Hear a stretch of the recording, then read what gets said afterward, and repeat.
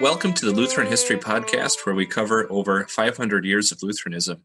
We hear new stories, examine old heroes of faith, and dig into the who, how, what, and why of history making.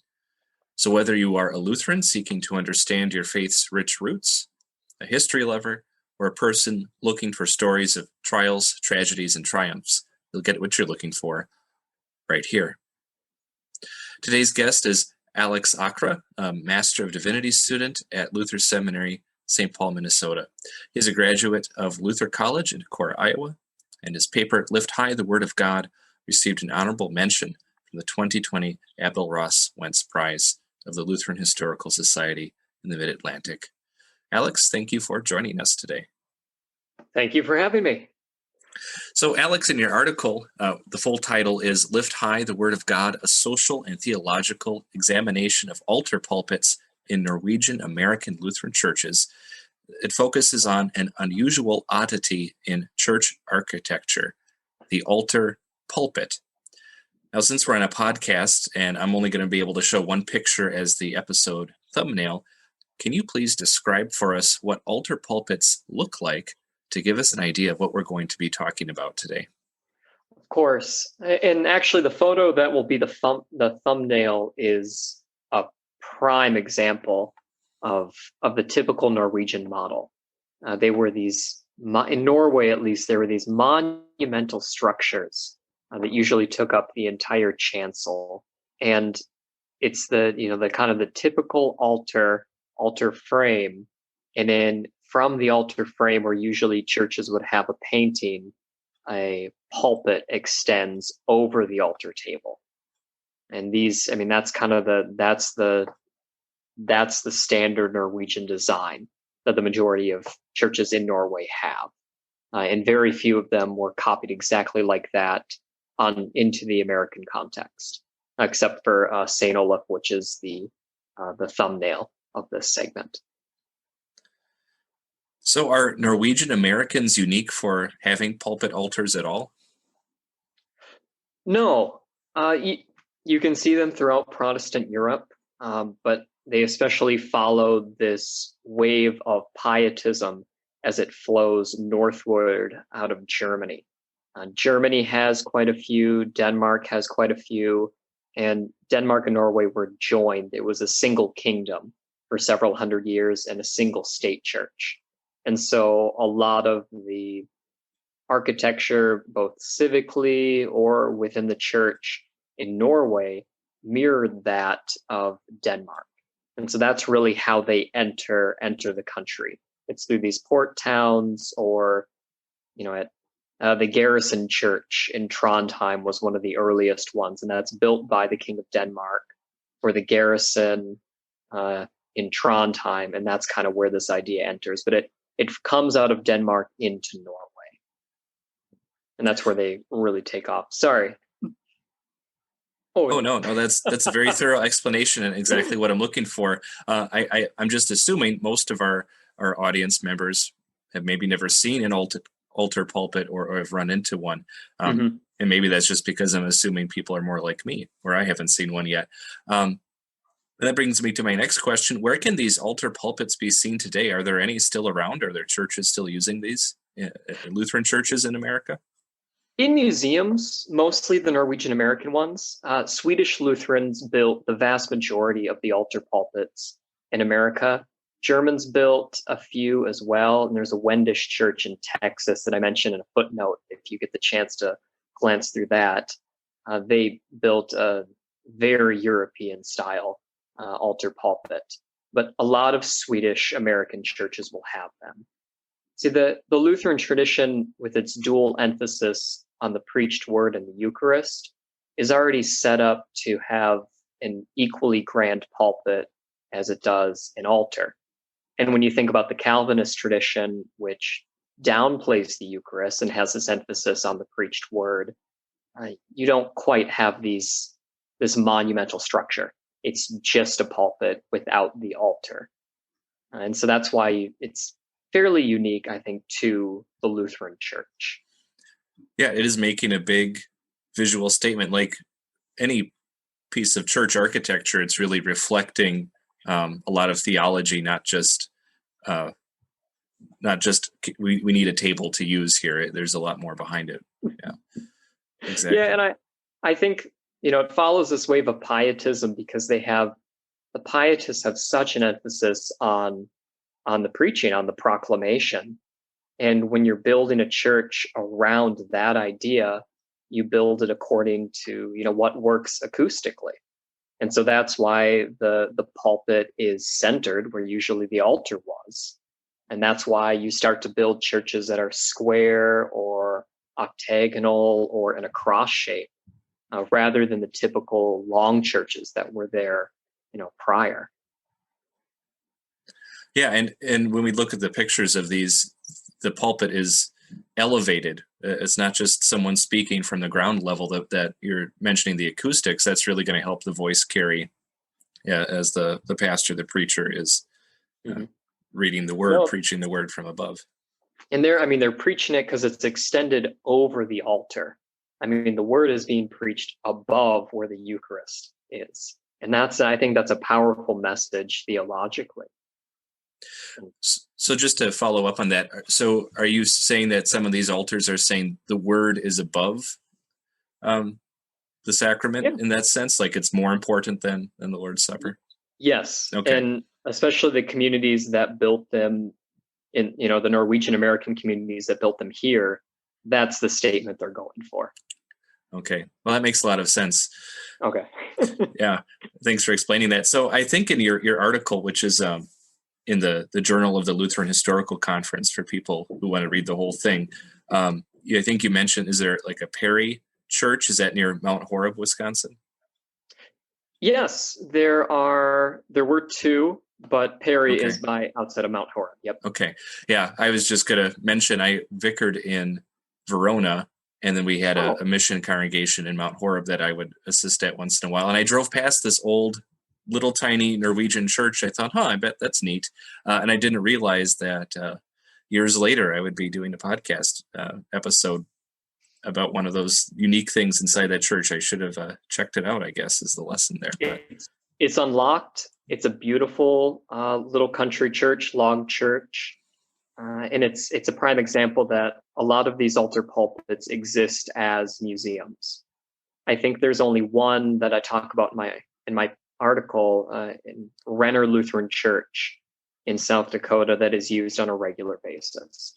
The rest of them exist for special use or as a museum, which, there are benefits and there are drawbacks because they're taken care of, they're maintained, and they've been restored to kind of their, prime state, but at the same time, they're not being used for what they were intended.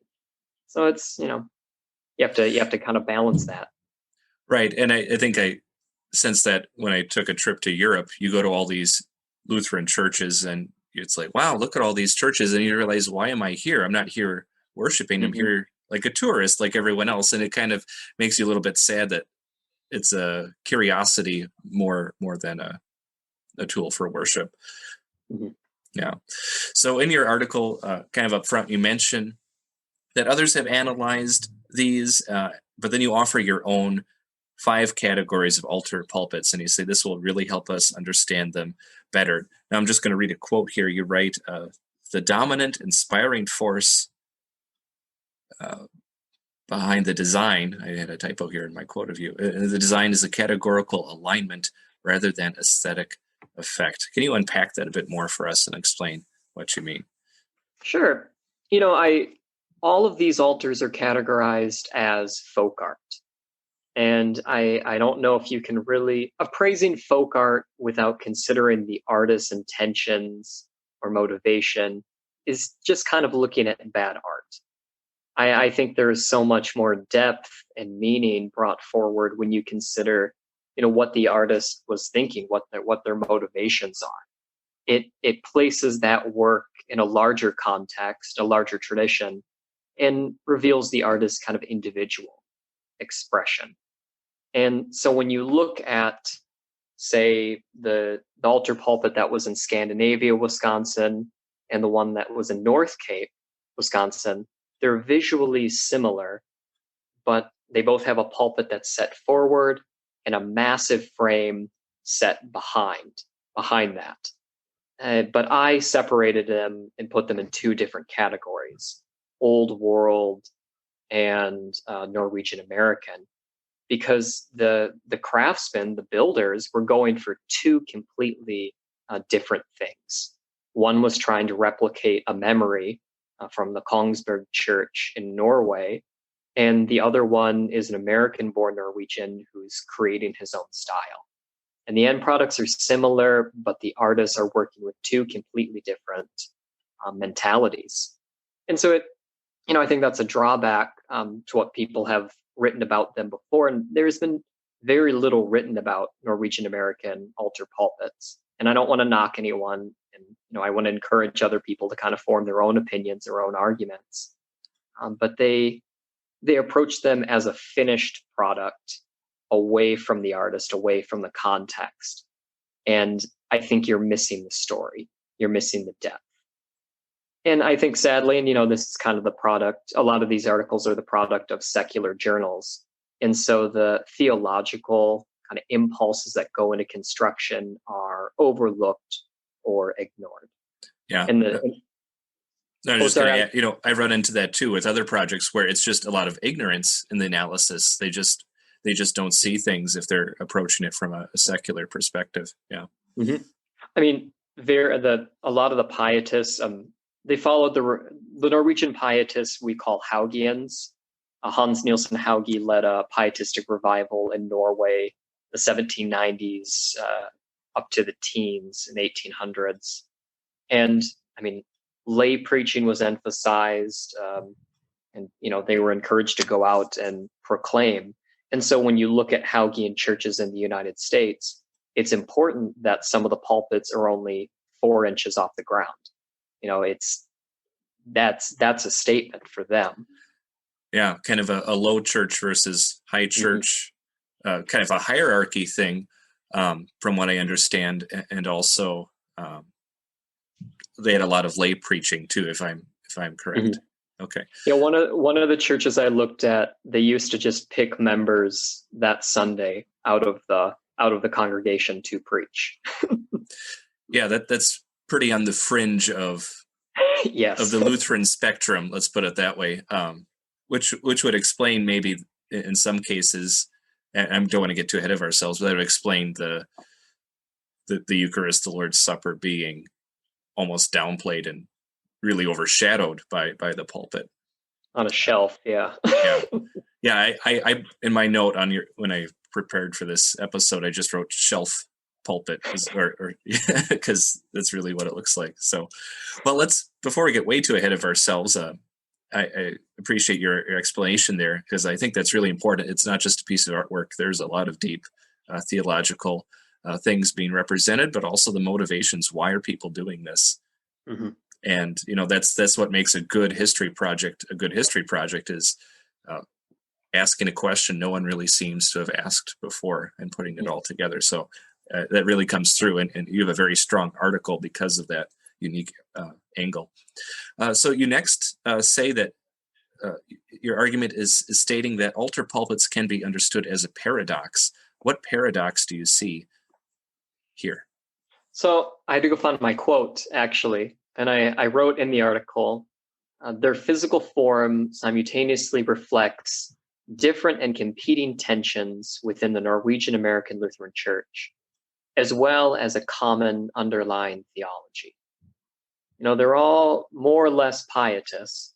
They have that sprinkled in them, that emphasis on proclamation, on preaching, over the Eucharist.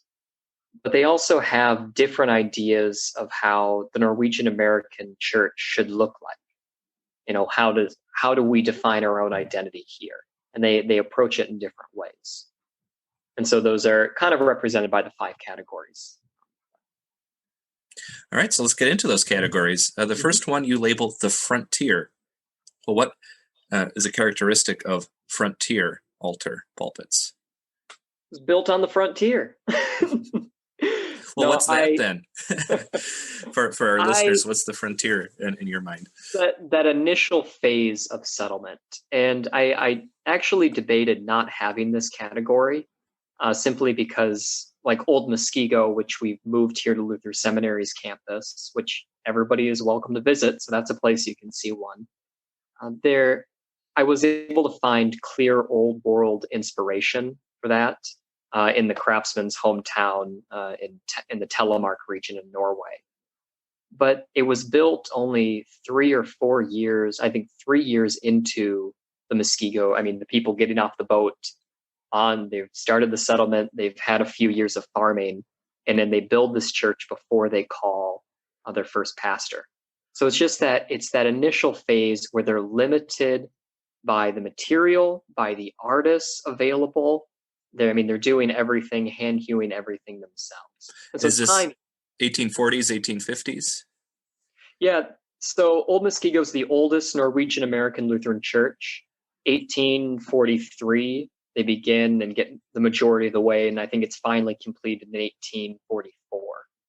And the Muskego settlement, I think the first settlers arrive in 1839, and in 1842, a lot more arrive. And their pastor doesn't arrive until the church is nearly completed. And so, it's still early. It's very early. Same thing with the Hauge Log Church in Perry. It's 1852, only 3 or 4 years after the first settler arrives. So it all has to do with timing. And I will say that this is probably the most underrepresented section in the paper, that no doubt there were altar pulpits, in sod churches or churches that were used for 10 years or something and then destroyed, and something permanent replaced it. Yeah. Well, and so go ahead. Sorry. It's fine. I'm just going to add, that's the frontier, is the people aren't even building their homes with a permanent mindset. It's just, we need a shelter, and it's going to be that log cabin that they will replace with a frame house with siding and all that. And that, you see, that's just anyone who studies that frontier, almost like the frontier thesis, you just see that transition. That transitional phase means there's going to be a lot of change at a much more rapid pace than what we're used to, and a lot more upheaval as far as things go. Mm-hmm. Yeah, and we're lucky to have the Hauge Log Church is exactly how they left it, and Old Muskego is as well. And so they exist in this weird little moment in time, and that's great if you want to study that moment in time. But like I said, there are no doubt countless churches, well, maybe not countless, but there were other churches that they're gone, and so we can't study them. And the Cross Church in Scandinavia, Wisconsin, is in the 1850s as well. I think 1854, 1856. But it's huge. It can seat 1,200 people. It was the largest church in the Norwegian Synod for decades, and it's ornate. And so even though it's kind of the same time period, the community has been there longer. They have the means to employ artists to build something massive. They're at a different stage than the settlers in Muskego or Perry were when they built their altar pulpits. So then the next category is what you do call the Old World, which I understand is a copy or a very close copy of the altar styles found in Norway. You previously note that altar pulpits they are found in Norway. Did you come across any further explanation to why this is? I know you talked about that pietist influence, but why were they just so popular? Did people like them, or is this kind of a top-down decision? No, the people like them.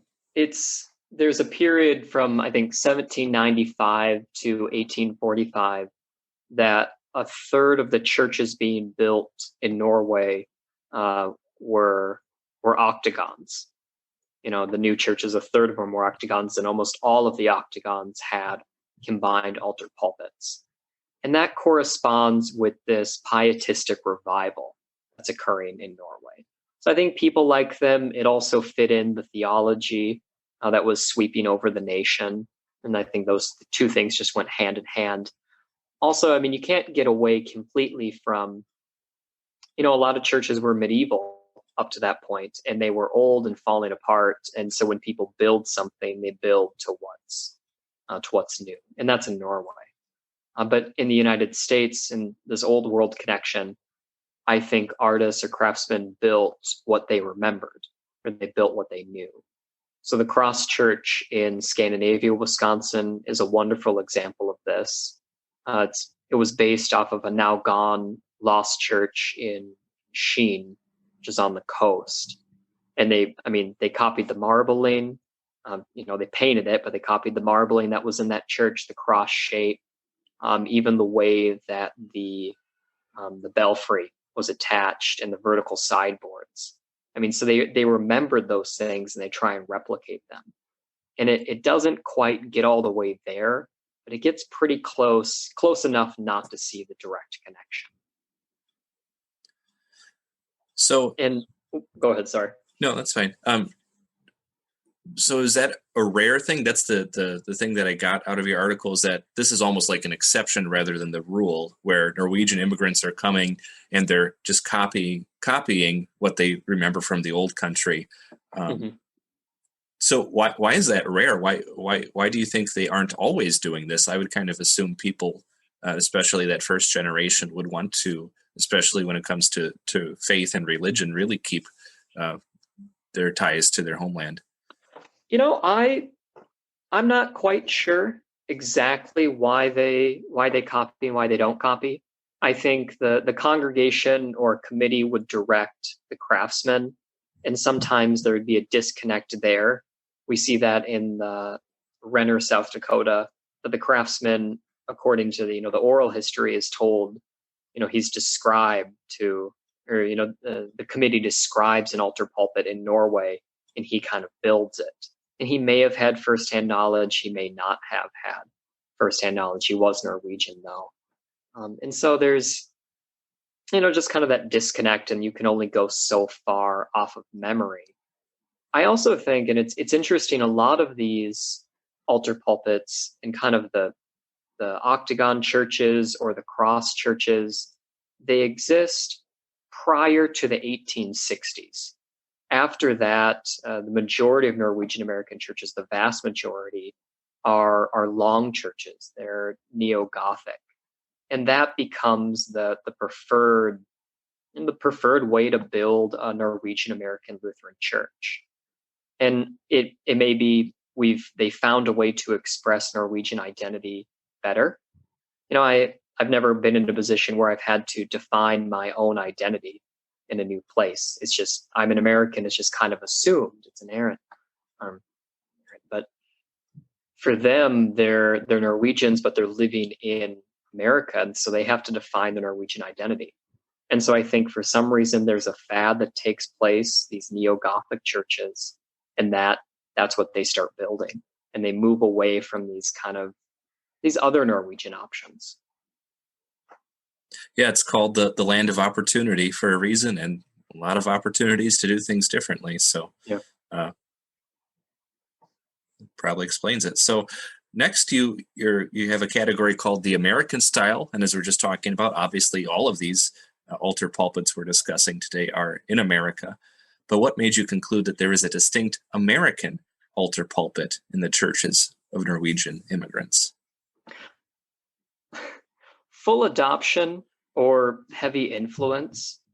So the first two I talked about were at Jefferson Prairie, and these were ones that, they look like any other Protestant church on the prairie. They're kind of neoclassical. They have two aisles leading up to the altar, and they look like a Puritan preaching house. And they're so different than what Norwegians were used to that they're criticized, not relentlessly, but there are a few moments in the periodicals where they criticize the appearance of these two churches as, you're abandoning the Norwegian look, you're adopting to this new style that's foreign to us. And so that was, there was a clear connect that the settlers want to be American, and they start building how Americans build things. And the other one that I looked at, and that's more of a famous Norwegian-American altar, and one that's been written about, not extensively, but a little bit, is at East Koshkanog Lutheran Church, kind of it's around Madison, that area. And it's a copy of an area Methodist church. And the Methodist church had the pulpit in the center. I should explain for people that haven't read the article. East Koshkanog is shaped like a diamond. And at the point of the diamond is this altar, and the altar table is curved. And above that curved table, there's a curtain and a doorway. And when it's time for communion, the pastor just goes up and pulls the curtain aside and steps essentially into the altar. It's so unique, and it's not Norwegian. It's not really American. It's Norwegian-American. And it comes because this craftsman had been in a Methodist church in an area next town over, and he saw this Methodist church that was shaped like a diamond, and their pulpit was at the point of the diamond. And so when he's building it, I think the altar pulpit was the last thing to be built.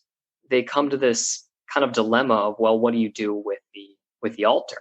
We can't just put it off to the side because the Eucharist is important. We still have that emphasis. And so the craftsman just finds a way to combine them. But his motivator was just to copy an American Methodist church. He didn't end up, well, I want to build this, this style of altar pulpit, and we're going to design the church around it. The altar pulpit was an answer to the design he was copying. And so the American style is just America. The American context is determining how the altar pulpit will appear.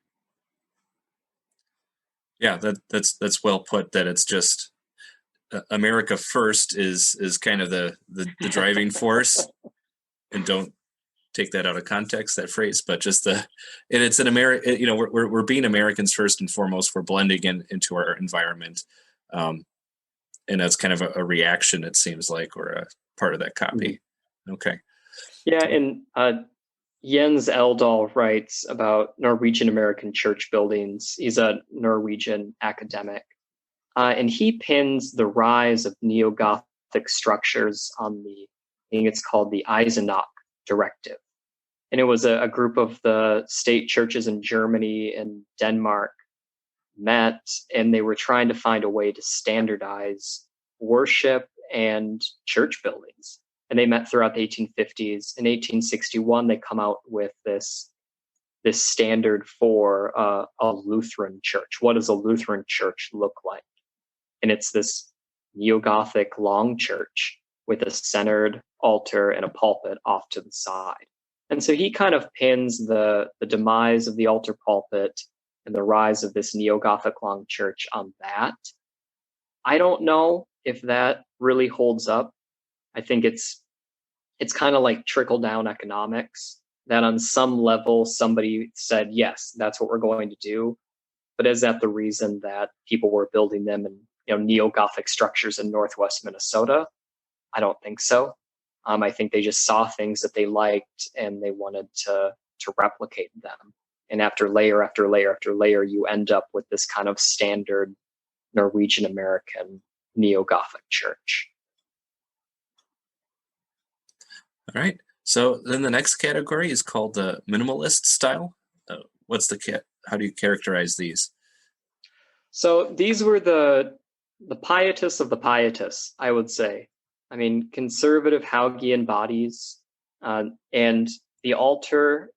It's a pulpit. The pulpit is very low, right off the ground, and on the front of the pulpit there is just a shelf. I mean, it's a single piece of wood tacked onto the front of it. It's unique. I could only find it in two places, both very, very conservative congregations. And they were stuck. Not that they were stuck, but they're microcosms. They really are. One of the congregations, for instance, required confirmation was done in Norwegian up until like the 50s. When they just ran out of native speakers, that's when they kind of had to stop. But they wanted to maintain that Norwegian pietist identity, and that extreme stance is reflected, I think, in their altar pulpit. But they're on the fringe. Yeah, I think you mentioned they weren't really part of any major synod or organization. They were kind of standalone congregations, if that's right. Yeah, so there's this kind of flow of mergers for the Norwegian Americans, and they were in groups that very early on said, we're not going to merge, we're just going to kind of do our own thing. And one of the churches ended up just kind of hopping around from different synods before it ended up just kind of going its own way. So a little more on the fringe, but yeah, and you see that attitude towards the Eucharist. The altar pulpit that's now in Jackson, Minnesota, they would only end up using the altar portion twice a year. And some years, no, it was the majority of the time, because they only did it at their annual meeting and their church-wide meeting. That's when they would have communion. And the church-wide meeting rotated between these like 8 different churches. And so most years they only had communion once a year. And so, when your emphasis is on a 45-minute sermon and not on the Eucharist, it makes sense to, minimize it to where it's just a shelf. Yeah. Not to be a little too sassy here, but I'm almost surprised they didn't just have a folding table for it, just at how temporary or how minimized it seems that it was. Now, I know other groups of Lutherans were previously in that trend of only having it twice a year, but I think that maybe had to do more with the required confession beforehand, that it just took a lot of time. But this seems like, and you're making the statement that this is really one end of the spectrum of pietist Lutheranism, of that low church lay preaching. The word is supreme in every way. And was this was lay preaching in these congregations too? Yes, they would both select pastors from the congregation. But yeah, it's interesting because you mentioned that the Norwegian Synod had communion a handful of times a year, but that was done to emphasize, how special, the importance of communion. And they don't have communion a lot, but that's not because they see it as this, important thing. It's more just, they just kind of minimize it. So I think we answered my next question there. Then coming up to our last style, you have the Norwegian-American style. And again, aren't these all Norwegian-American? I'm not trying to challenge your categories here, but help us understand here. What made you conclude that there's a distinct Norwegian-American style? So this was my favorite category, and the majority of them, all of them except one, were built by a man named Zacharias Nelson. And his parents immigrated from Norway, and he was actually born on the ship during that process. And then he gets to the New World, and his parents, I think, die before he turns 1. And so he's taken in as an orphan into another family. And he grows up to be a craftsman. So he's interesting because he's the only one that we can name, the only craftsman to build an altar pulpit, but that was not born in Norway. And he's not working with any first-hand knowledge of the Norwegian styles, and he's not really copying anything. He's just kind of he's creating his own style. And I think this is a breakaway, because the other categories were a reaction to the American context. The old world style, they were saying, well, no, if we're in America, we're still going to do things the way they did it in Norway. The American style says, well, let's maybe mirror what the Americans are doing here. The minimalists, they're allowed just to kind of run wild and build, their heart's content. And he isn't reacting to the American context. He just is a product of it. And I think that's so interesting. And so he builds a handful of altar pulpits. He builds a replacement altar pulpit for the Muskego congregation twice. And the first one was, the pulpit was so high that it was ridiculed in the Synod periodicals. And I think that kind of scorned him a little bit. He had a little chip on his shoulder. And so his next designs, it was a lowered pulpit, with just this massive frame behind it. And it's a very distinct style.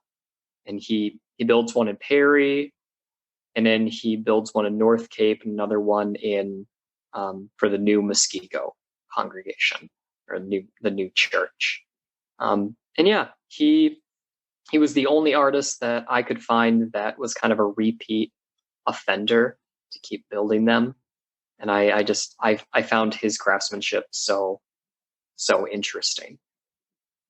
I mean, just because it is so unique. Yeah, and you mentioned it in your article, but it's very poetic that he was born halfway between the two worlds, and he really, he synthesized those styles and made it his own, and it, had an impact on it. Yeah, it would have been so easy to kind of just copy. Well, in Decorah, they're building these neo-Gothic churches. We should just build one like that. Or, well, the Americans have, this neoclassical church. We could just build something like that. And he starts building his own thing. And there's just a beauty to that.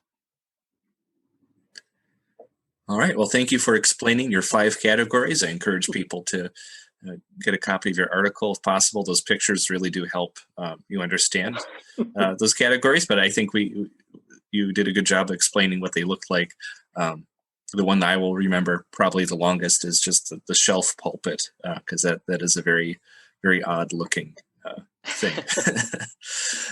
So now I'm curious, we talk about the Word and the Lord's Supper, the Eucharist, but there's another thing that's missing in my mind. Of we talk about the means of grace as Lutherans, we have 2 sacraments. Mm-hmm. We have the Word of God on one hand, but also the Lord's Supper and baptism. Are you aware of any attempts to just make it a trinity of the means of grace in a piece of architecture? Anyone trying to cram a baptismal font into any of these? No, I am not. I found there's a lot of variants for baptismal fonts. Some are just logs that have been carved. I mean, they're just heavy, but none that have been kind of added to the altar pulpit. No, there wasn't that emphasis as well. All right. Well, maybe you can start a new trend if you're out there looking for a new way to change church architecture. And finally, just your opinion. Do you think altar pulpits have a future, or are they simply a relic of the past? I would settle for restoration work. There were a handful that, especially of Zacharias Nelson's pieces, that have been torn apart. That the pieces are at the church. The one thing, the North Cape Church, they just took the top part they took the pulpit part off of the altar, and it's just been sitting in a barn for 60 years. And I think, it'd be so easy just to kind of put that back, just to kind of restore it. So no, I don't think many people will be building altar pulpits anymore. But I would hope that, the few that are in the Norwegian-American community, could be restored. There's some real possibility for that. And that was the kind of the cool thing about the St. Olaf congregation, is they did just that. The pulpit had been, taken off in the teens or the 20s. And then within the past decade, they put it back on. They've restored the church to its original appearance. And so, it is possible. You just kind of have to do it. All right. Well, thank you for sharing. That was part 1 of our podcast, where we focus on the content of the research. And now, since we are a Lutheran history podcast, we're not just looking at the stories, but also the story of how you told the story. So first question in our second section here is, how did you approach writing on this topic? How did you get interested in it? How did you plan the article? I think as a kid, I saw the How He Logged Church in Dane County. And it's just, it's beautiful, and it's so simple, and it's such an odd arrangement. And then when I was touring Luther Seminary here, and I was able to go in Old Muskego, I was just dumbfounded by not this monstrosity, this massive altar-pulpit. And it was unlike anything that I had ever seen up to that point. And so that's really where my interest came from, is just seeing a few of them and wondering, well, why didn't these take off?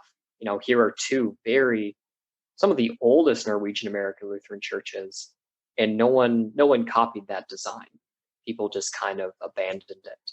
So that kind of question of why did they abandon it, I just was in the back of my head. A lot of the approach, it was just first finding churches that had at one time altar pulpits. It's a lot of requesting church histories, asking around, scrolling through Google Images even. And then once I could establish that there had existed one, and going through old catalogs in the archives of people have taken photos of altars, and those are cataloged, but kind of determining where they had existed and then going from there. Yeah, that sounds like a very time-consuming research process. How do you have any idea how long it took you to, comb through? There must be hundreds of congregations you could have looked at. How long did it take you to do all this? It was my COVID project. I will say that, when I couldn't go anywhere else. And, luckily there are a few people in my synod that have experienced that this is church crawling is kind of their hobby. And so they were able to identify, well, here's a church where I've seen one, or I know at one time they've had one. A lot of church histories have been digitized, and that's very helpful. And then once I, found out that there was an altar pulpit, I would go and request the church history from the congregation, and then usually the church minutes, because the church minutes can identify names, and with a name you can identify a birthplace, and oftentimes directives or directions to the craftsman. They can say, well, we want it to look like this, and it has to be under this amount, and that's helpful. So does that require some Norwegian language skills to be able to look through those minutes and stuff, or? A little bit, yeah, basic level, but yeah. And you've studied that? Yeah, I took a few years of Norwegian in my undergrad at Luther College, and it's just enough that I can look through some minutes and understand what they're doing. And once in a while, at North Cape, for instance, I was able to find a letter from, I think, the 30s, where an older member was reflecting on them building the altar pulpit. And so little gems like that, go a long way when you're just trying to kind of get in the head of a craftsman or of a congregation. Yeah, as a researcher myself, it's always nice when you hit that little treasure of, wow, this tells the whole story, exactly what I'm looking for. So that sounds cool. So you mentioned you did this during COVID, but you're also a student that typically comes with limited time and limited finances. What were some challenges in conducting your research? Was it difficult for you to go ahead with this project? Yeah, the biggest challenge was just not receiving an email back from people. That was kind of my, I need the church minutes, and, sometimes people didn't want to send them or send copies or anything like that. Luckily, people are usually very gracious, but once in a while you hit glad to help you along, but once in a while you hit a little road bump. But yeah, just the time. And always that, you think you have all of them, or the majority of them, and then you learn about one more. Yeah. And so for a time, it almost seemed endless. But Yeah, where do you draw the line? If you're going to say, I'm going to cover everything about this topic, that could be the rest of your life that you are the historian of Norwegian-American altar-pulpits, and now you can't escape that. But yeah, that's pretty wide. Yeah, and so it helped just to create parameters just to go by. So if Norwegian Americans didn't build the church, I didn't look at it. There were a few that had altar pulpits that they just kind of, waltzed on in and started using. I just didn't use that. But yeah, I hopefully left my paper a little open-ended to say, well, there are probably some still out there. But I'd like to think I got the majority of them. Again, it's such an odd thing to construct that it sticks in people's mind. Yeah, it leaves an impression for sure. You mentioned that one letter you found from the 30s of someone kind of giving an account of altar pulpits that excited you. Did you have any other things that you found that surprised you or excited you in this research process? I think that the fact that the one at North Cape still it could exist and it's just been in storage. I was really excited, and if I ever win the lottery, which I don't gamble, so that might not happen, I would love to see that altar pulpit restored. So that's kind of exciting. There's possibilities there. The letter, again, it gave me a little bit of an insight into who Zacharias Nelson was. And something that mentioned was that he would only hire musicians, or at least everybody that worked for him happened to be a musician, because they would play during their lunch break.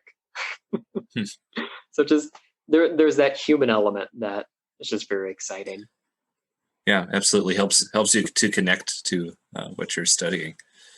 All right, final question here, or question section. Do you have any unanswered questions about your topic of altar pulpits? Yeah, there are no photographs and there are no written descriptions of the second altar pulpit at Muskego. And that's the one Zacharias Nelson built and then was ridiculed for. And I want to know how tall it was, why he was ridiculed for it. There's so many questions about that, because it completely altered the way he built them. And I think it was kind of a defining moment in his crafting life. Yeah, I wonder if he threw it on the bonfire, just kind of, if he was that hurt by the feedback he was getting, he maybe just destroyed all evidence of it. Who knows? Because it was only used for a few years, and then he built them a third one. And so I think he was pretty sour towards it. Yeah. So do you think there are any more potential areas of research on this topic? Do you think you or someone else might pick this up and take it in a whole nother direction? I think any altar or any church design really that breaks with that norm, the neo-Gothic long church. I'd love to see more research on that, and maybe I'll do that. But why do we all build the same church in the Norwegian American community? And the vast majority of them, there's very little diversity when you think about it. Why do we build the same church over and over again? And there are some larger questions, I think, looming behind that. But yeah, so maybe that'll be my upcoming project to kind of lead in. But yeah. Yeah, and that leads into my next question. Do you have any upcoming projects? You're still a student. You've got a lot to do, I'm sure, as you go through your studies. But anything else you're working on or contemplating? Yeah, I was looking at the confessional standing of the Norwegian American bodies, and they're, I think, slow, and they didn't really.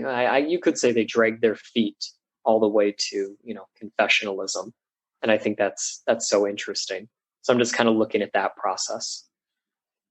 Yeah, well, it sounds like you're a fellow 19th century American Lutheran history guy, and that's my area of focus too. So if you come up with anything on that, I'll be sure to be interested in it. So finally, just in general, on what would you like to see more research and writing done within Lutheran history? Oh, I've been thinking a lot about the Lutherans had quite a few Indian schools, and I think that's a fascinating subject that we don't talk about. I'm helping a professor with the Lutheran Church monks, the slave population, researching into that. There's not a lot written about that. I think that's a fascinating subject. Sod churches, that's kind of the thing that I want to study, but I can't find anything on it. How did they build them? Why did they build them? What did they look like on the inside? Yeah. Well, I would find that all very fascinating. So I hope that stuff comes up and we get to talk about it. So yeah, I want to study these larger questions, but I get stuck on, well, this is what a church building looks like and vestments. Those are the things that I'm, I guess, sadly most interested in. Well, I think that will help you out in the future, because those are both very visual things, and I think that will help you connect with a broader audience. Like those pictures in your article that just captured my attention instantly, and I just wanted to find out more. So, yeah, that kind of stuff. The more, the merrier. I agree. All right. So, just to review this episode today, we talked with Alex Aakre. Did I pronounce that correctly? Aakre. Aakre. I was trying to make it French, I guess. Aakre. Thank you. My apologies. And about his well-done article about Norwegian-American Lutheran Altar-Pulpits. This episode will be followed in 15 days with another episode on Lutheran history. So come back and listen to us on May 15th. Alex, thank you for your time today. Thank you.